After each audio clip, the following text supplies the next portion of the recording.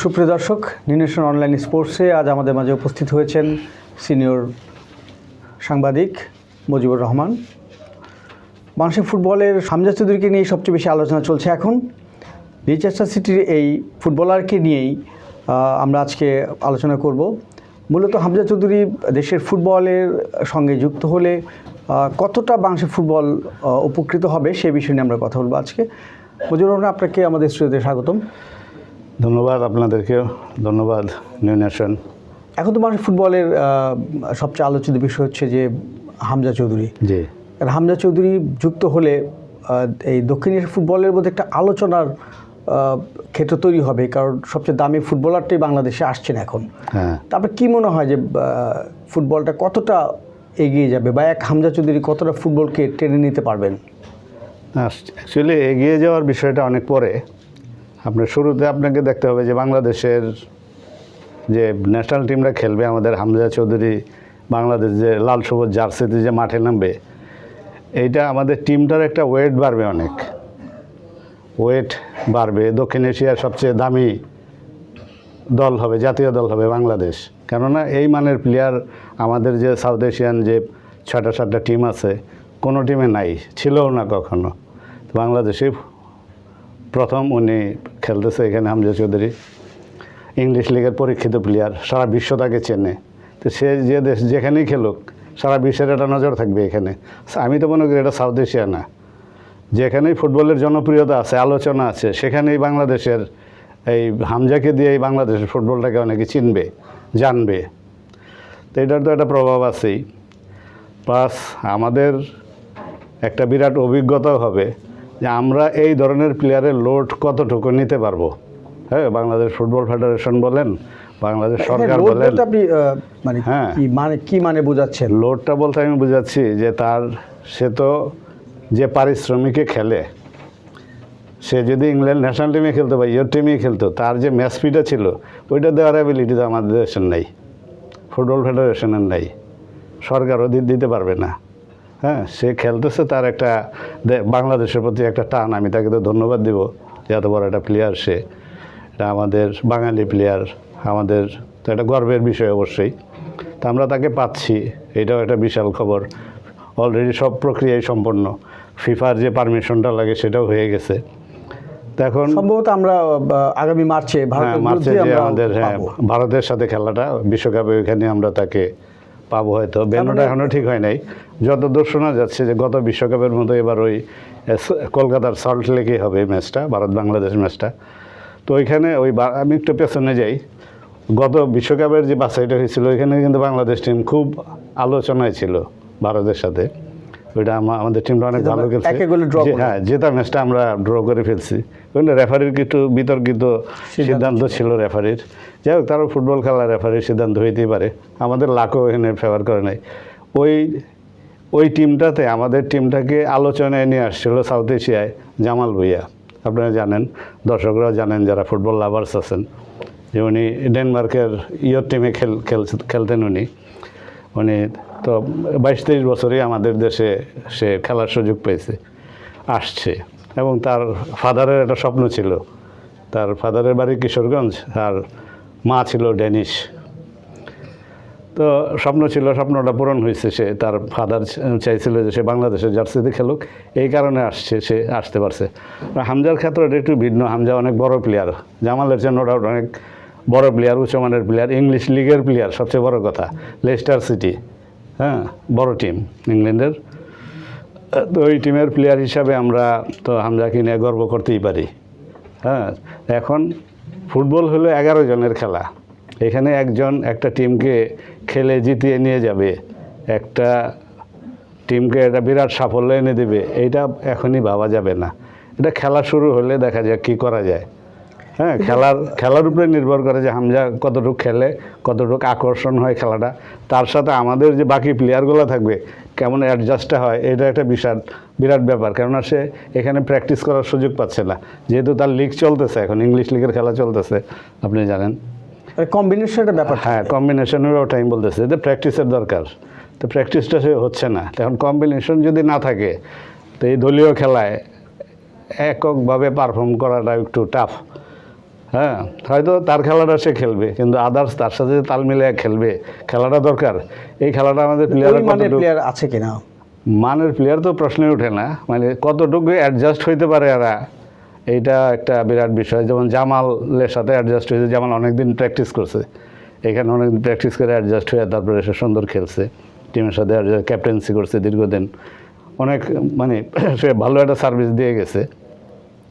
তেমন হামজার প্রথমে আমাদেরকে দেখতে হবে যে হামজা আমাদের টিমে খেলতেছে, এইটাই মানে আমরা হামজাকে খেলাচ্ছি জাতীয় দলের জার্সি পরে, এটা বাংলাদেশের একটা গৌরব।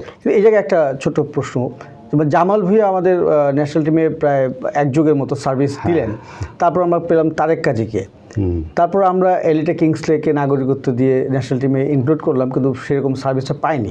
এরকম দীর্ঘ সময় পর পর যদি একজন প্লেয়ার আসেন, তো এইভাবে তো একটা টিম আসলে হতে পারে না।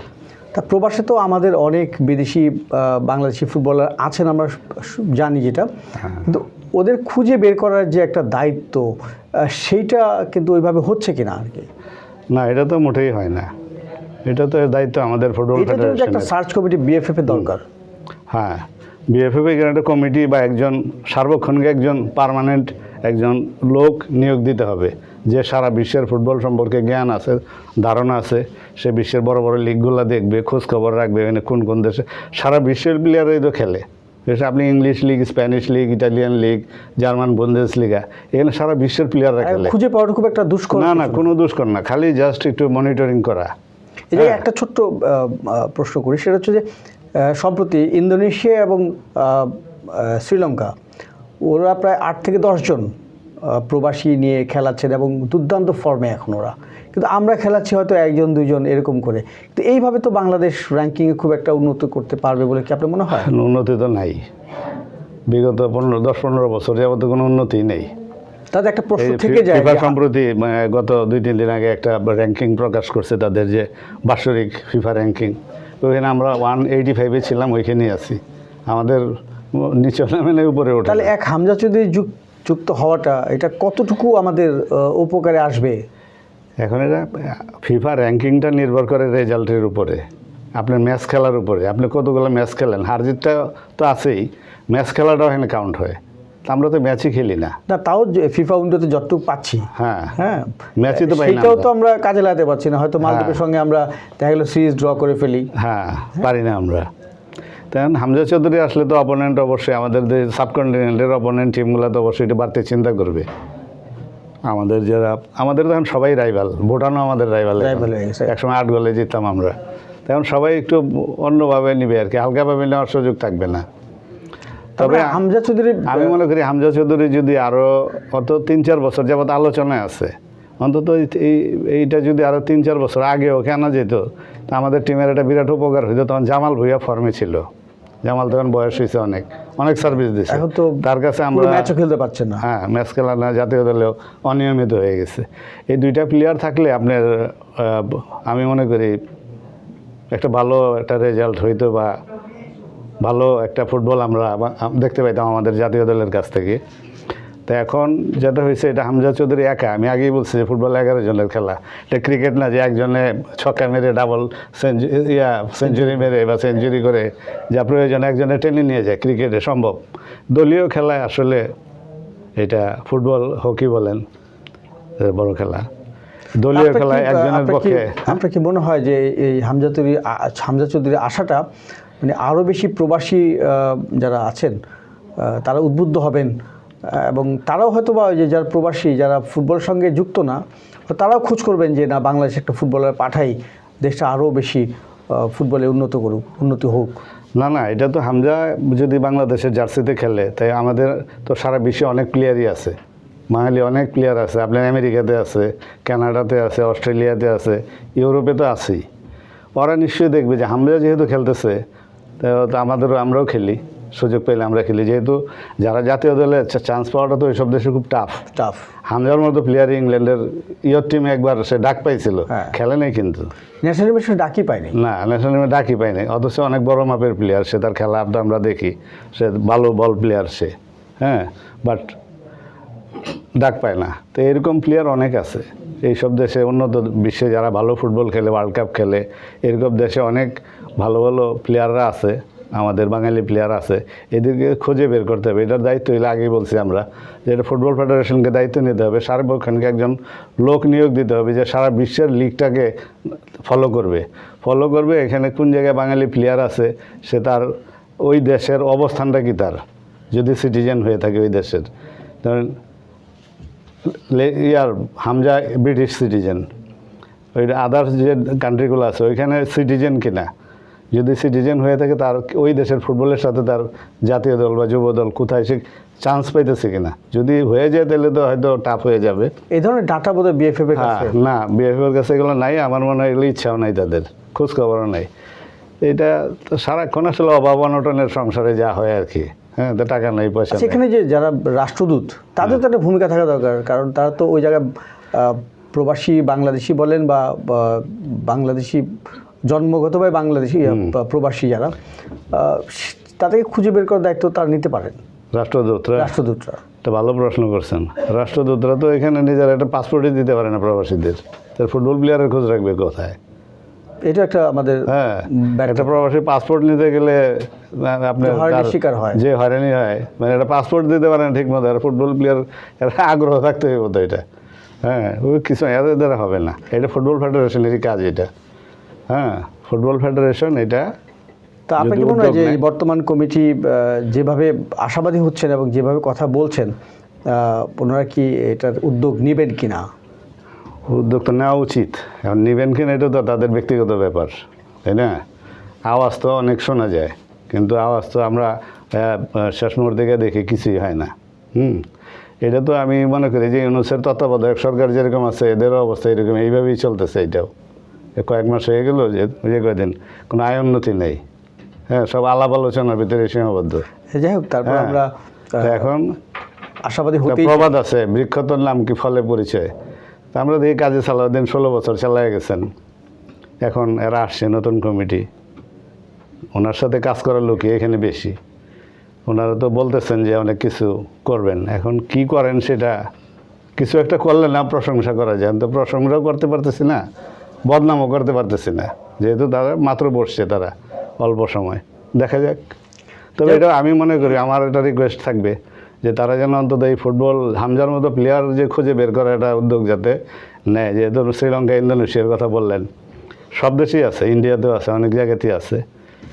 তো এরকম এটা উদ্যোগটা নেওয়া উচিত। এটা নিলে আমার মনে হয় এটা অন্তত 3-4টা প্লেয়ার যদি খেলানো যায় তাহলে ফুটবলের চেহারা পাল্টে যাবে। হামজার মতো 3-4টা প্লেয়ার যদি বের করা যায়, আর দরকার নেই আপনি 4টা প্লেয়ার আপনি ফার্স্ট 11-এ খেলান, বাকি তো দেশ থেকে অনেক ফুটবলার তৈরি হয়ে যাবে ওদের অনুপ্রেরণা। হ্যাঁ, স্বাভাবিক, ওদের সাথে খেললে তো একটা অনুপ্রেরণা হবে। আর আমি আরেকটা বিষয় বলতে চাই, একটু অপ্রাসঙ্গিক বা এটা শুনতে খারাপ হইলেও, আমি মনে করি আমাদের যে প্লেয়াররা এটা 90s পর থেকে এটা বেশি দেখা যাচ্ছে। আমাদের যে লোকাল প্লেয়ার যেগুলো ন্যাশনাল টিমে খেলে, এগুলো সবগুলো পা বাঁচায় খেলে, ওরা চিন্তা করে জাতীয় দলে তো কিছুই নেই। এটা দীর্ঘদিন একটা বদনাম। হ্যাঁ, টাকা নাই, পয়সা নেই। আমি যদি ক্লাবে খেলি, যেমন 1 কোটি টাকার পারিশ্রমিকের প্লেয়ারও আছে এই বর্তমান রানিং খেলতেছে যারা, তারা চিন্তা করে আমার তো ইনজুর্ড হয়ে গেলে তো আমার কেউ নেব না, আমার 1 কোটি টাকা বছরে লস। তো জাতীয় দলে পা বাঁচায় খেলে তারা, তো এইটার একটা ফয়সালা করা উচিত আমার মনে হয়। পা বাঁচায় খেলতে গেলে হয়তো জাতীয় দলের প্লেয়ারদের একটা পারিশ্রমিকের ভালো ব্যবস্থা করতে হবে। একটু ঘাটতি দেখবেন আপনি? অবশ্যই এটা দেশপ্রেমের ঘাটতি, সেই জন্য আমি আসতেছি এটা জাতীয় দলের ফেডারেশন বা সরকারের পক্ষ থেকে এটা উদ্যোগ নিতে হবে যে যারা জাতীয় দলে খেলে অন্তত এটা মোটামুটি একটা ভালো পারিশ্রমিক দিলে হয়তো তারা এই পা বাঁচায় খেলার প্রবণতাটা কমবে, আর জাতীয় দলের প্রতি আগ্রহী হবে। আরেকটা বড় মেডিসিন আছে, এটা মেডিসিনটা যদি প্রয়োগ করতে পারে সেটা হলো পারিশ্রমিক। 1 কোটি টাকা পারিশ্রমিক দিলে এটা এই প্লেয়ার আপনি জাতীয় দলে খেলায় তার কাছে খেলা আদায় করতে পারবেন না। এদের পারিশ্রমিক 15 থেকে 20 লাখের ভিতরে রাখতে হবে আইন করে। হ্যাঁ, এবং এখানে NBR, রাজস্ব বোর্ড এগুলোর সংযুক্ত রাখতে হবে, গোয়েন্দা সংস্থা সংযুক্ত রাখতে হবে। কেন? একটা ক্লাব, আমার কিছুদিন আগে আমি বসুন্ধরা কিংসের কর্মকর্তার সাথে আলোচনা করতেছিলাম, আপনিও ছিলেন। উনি বলতেছিলেন, আমি এই প্রস্তাবটা দিয়েছিলাম, তো উনি বললেন যে আমি নিলাম না, 20 লাখ টাকার বেশি দামি প্লেয়ার নিলাম না, আরেকজন নিয়ে যাবে গে। হ্যাঁ, তখন তো আমার লস। কিন্তু খেলোয়াড়দের হ্যাঁ। পক্ষেও তো যুক্তি থাকে, যে কারণ আমি জাতীয় দলে খেলবো, আমি বা কত টাকা পারিশ্রমিক পাচ্ছি, হ্যাঁ এইটাও তো একটু এনশিওর করার ব্যাপার। হ্যাঁ, সেটাই বললাম যে এটা ফেডারেশনের টাকার পারিশ্রমিকের ব্যবস্থা করতে হবে, টাকার বিকল্প নাই। টাকা পাইলে তারা হয়তো বাবা চেয়ে খেলবে না, আর টাকা না পাইলেও অন্তত জাতীয় দলে তো 12 মাস খেলতে হয় না। আমরা তো ম্যাচ অল্প কিছু ম্যাচ আমরা পাই, সাউথ এশিয়ান গেমসটা পাই, 10-12টা ম্যাচ। হ্যাঁ সাউথ এশিয়ান গেমসটা পাই আমরা, সাউথ এশিয়ান চ্যাম্পিয়নশিপটা পাই। তো এই কয়টা ম্যাচের জন্য অন্তত এটা দেশপ্রেমিক হওয়া উচিত, 100% দিয়ে খেলা উচিত। আগে খেলছেন না, তোমার স্বাধীনতার পর তো আমরা দেখছি যে সালাউদ্দিন সাহেব, বাবলু, ওয়াসিমটা যারা আছে, আসলাম, আরও যারা প্লেয়ার আছেন ওনারা খেলছে না, ওরা তো জাতীয় দলে খেলছে। যাই হোক, তখন লোকাল ফুটবলেরও আবেদন ছিল, জাতীয় দলের আবেদন ছিল। আমরা এখানে শেষ করতে চাই, আমরা আশাবাদী হয়ে শেষ করতে চাই যে হামজা চৌধুরী আমাদের জাতীয় ফুটবল দলের সাথে যুক্ত হলে আমাদের ফুটবল একটু অন্য মাত্রায় যাবে। কারণ হচ্ছে আমাদের সবচেয়ে বড় প্রতিদ্বন্দ্বী হচ্ছে ভারত। আমরা ভারতের সাথেই আমরা হয়তো বা মানে জয় পেতে পেতেও আমরা অনেক সময় ড্র করে ফেলে হেরে যাই। এই ক্ষেত্রে আমার মনে হয় যে আমরা একটু এবার হয়তো ঘুরে দাঁড়াবো, এই আশা নিয়েই শেষ করছি আজকের নিউজ অনলাইন স্পোর্টস। ধন্যবাদ।